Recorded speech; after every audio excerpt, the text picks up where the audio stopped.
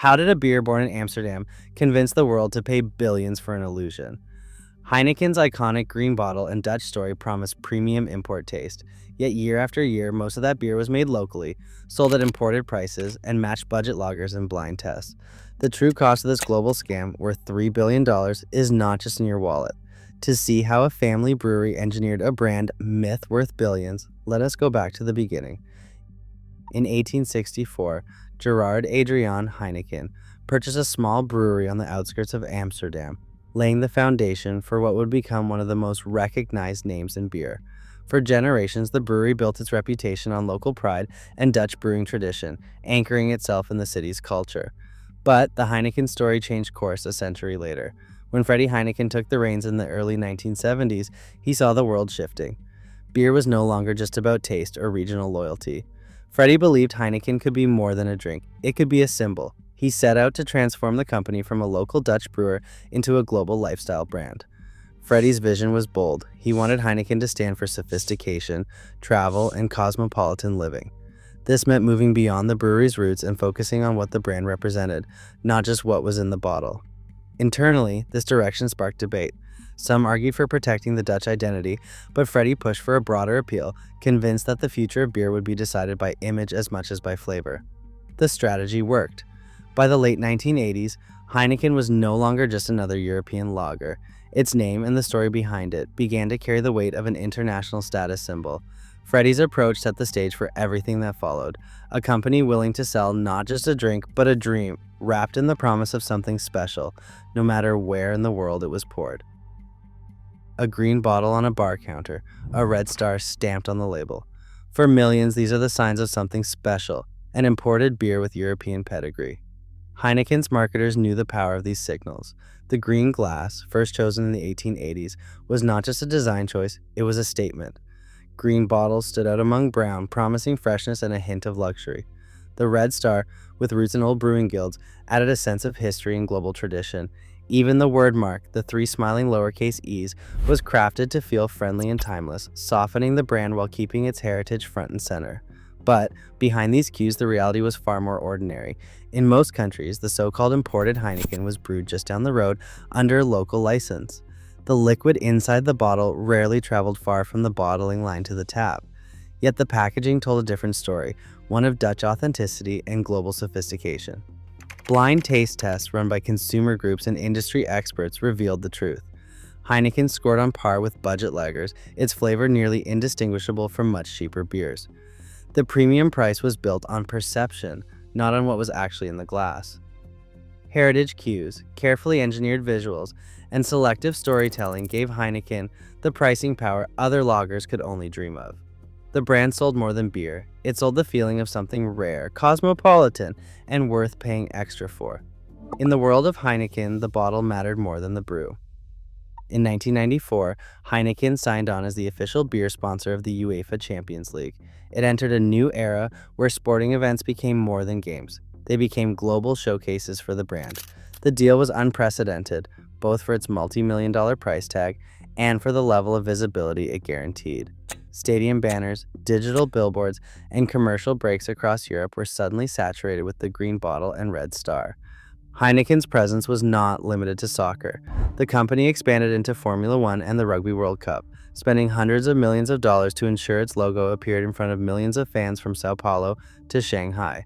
These sponsorships were not just about advertising, they were about ownership of the moment. Whether it was a goal at Wembley or a checkered flag in Monaco, Heineken's branding was woven into the experience itself. Marketing executives inside the company saw these partnerships as engines of perception. Confidential planning documents from the mid-1990s show how Heineken aimed to make its beer synonymous with world-class excitement and sophistication. The strategy worked. By the early 2000s, research showed that consumers in dozens of countries associated Heineken with international prestige, even if they had never tasted the beer. The brand's cultural saturation was no accident. It was the result of relentless investment, calculated placement, and a willingness to turn every major sporting event into a living, breathing billboard. In cities from London to Singapore, the beer on tap is not always the result of customer demand or bartender preference. It is often decided behind closed doors, where Heineken negotiators strike deals that quietly reshape what is poured and what is not. Bar owners sign exclusivity contracts that lock them into serving Heineken, and sometimes only Heineken, for years at a time. These agreements come with minimum volume clauses. Fail to sell enough, and the bar faces stiff penalties or loses out on lucrative rebates. The company sweetens the deal with subsidized tap systems, branded refrigerators, and even cash incentives, but there is a catch. Accepting the equipment means committing to use it solely for Heineken-owned brands. In New York, these contracts have made it nearly impossible for smaller breweries to secure a spot on the tap. In European tourist centers, pouring rights deals ensure that only Heineken or its sister brands flow during peak seasons.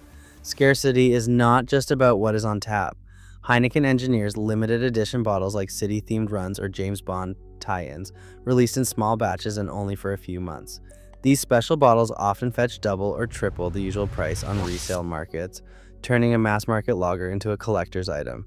The effect is subtle but powerful. Consumers believe they are choosing from a wide selection, but the reality is tightly controlled. Behind every green bottle and red star, there is a supply chain designed to keep competitors out and prices high. Exclusivity agreements shape what reaches the tap, and strategic placement, limited runs, and branded equipment do the heavy lifting. The result is a market that feels diverse to the consumer, but in truth is engineered to preserve margins and market share for the company. Small choices behind the bar become a global strategy, and the illusion of choice is what the consumer ultimately pays for. Heineken's promise of a truly alcohol-free beer hit a technical wall the moment its scientists stepped into the lab. Creating Heineken 0.0 required a delicate process: vacuum distillation, blending, and meticulous batch testing to strip out alcohol while keeping the flavor profile close to the original. But no matter how advanced the technology, the result was always the same. Trace amounts of alcohol, sometimes up to 0.05% alcohol by volume, lingered in every bottle. For most, it's a non-issue, less alcohol than a glass of orange juice. For others, especially in countries with zero tolerance laws or for people with strict health or religious needs, even a hint of alcohol is a deal breaker. In 2022, a class action lawsuit in the United States challenged Heineken 0.0 labeling, accusing the company of misleading consumers who believed zero meant absolute zero. Plaintiffs' counsel cited independent laboratory results and demanded transparency, while Heineken's legal team defended the product as compliant with Food and Drug Administration standards. The episode exposed a crack in the brand's wellness image. Legal scrutiny highlighted a gap between marketing language and technical reality. The science behind Heineken 0.0 and the meaning of zero proved more complicated than any marketing slogan could admit. The company reframed beer as a wellness accessory, but zero in a marketing line is not the same as zero in every regulatory context. That contradiction revealed how marketing can outpace technical realities, and how a single word can shape perceptions and billions in brand value while masking important nuances about ingredients and risk. Heineken's environmental promises hit the airwaves in 2020 with the campaign called Drop the C, pledging to cut carbon emissions and brew a greener future. The company's annual reports highlight investments in renewable energy and sustainable packaging, yet independent audits reveal a different story. Environmental groups point to gaps in Heineken's emissions data and continued reliance on plastic bottles and shrink wrap. Supply chain transparency remains limited, with key details about sourcing and waste left undisclosed. While recycling ads and green energy claims fill commercials, much of the progress is incremental, more symbolic than structural. Behind the eco-friendly image, Heineken's corporate footprint keeps expanding.